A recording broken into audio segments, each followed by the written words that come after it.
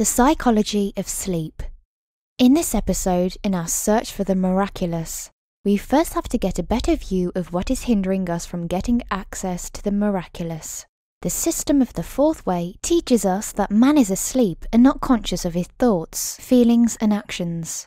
It is useful to remember that this is exactly the inner meaning of many ancient doctrines, best known to us in Christianity and the Gospel teaching, in which the idea that man lives in sleep and first of all must awake is the basis of all the explanations of human life.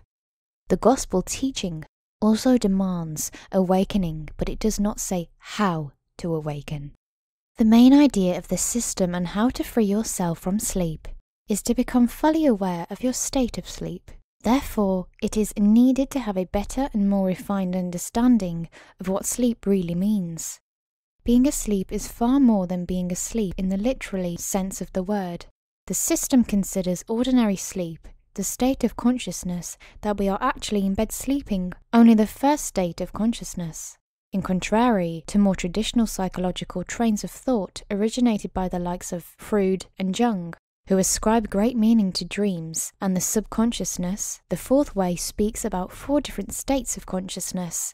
Being asleep, the first state of consciousness is considered to be a merely subject and passive state that man is surrounded by dreams and all his psychic functions, thoughts and movements work without any attention. The second state of consciousness doesn't differ much from the first state in the sense that sleep itself does not disappear when the second state arrives.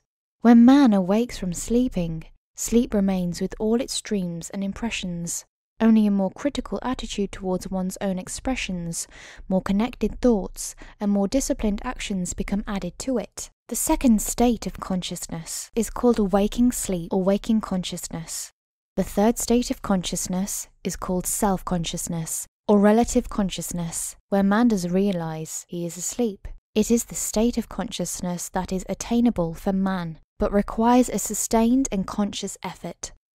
The fourth and last state of consciousness is called objective consciousness, which isn't a real possibility for a normal mortal being. In the fourth state of consciousness, you are able to see reality the way reality really is. There are no more contradictions, dreams, and misunderstanding. To make things even worse, a mechanical human being has only access to first 2 states of consciousness. It is as though he owns a beautiful 4-storied house but only lives in the 2 lower stories. These 2 states, sleep and waking sleep, are the only 2 states of consciousness in which man lives. We generally think that we possess self-consciousness, that is, that we are conscious of ourselves, or in any case that we can be conscious of ourselves at any moment we wish. But in truth, self-consciousness is a state which we ascribe to ourselves without any right. Objective consciousness is a state about which we know nothing. Self-consciousness is a state in which man becomes objective towards himself, and objective consciousness is a state in which he comes into contact with the real or objective world from which he is now shut off by the senses, dreams, and subjective states of consciousness.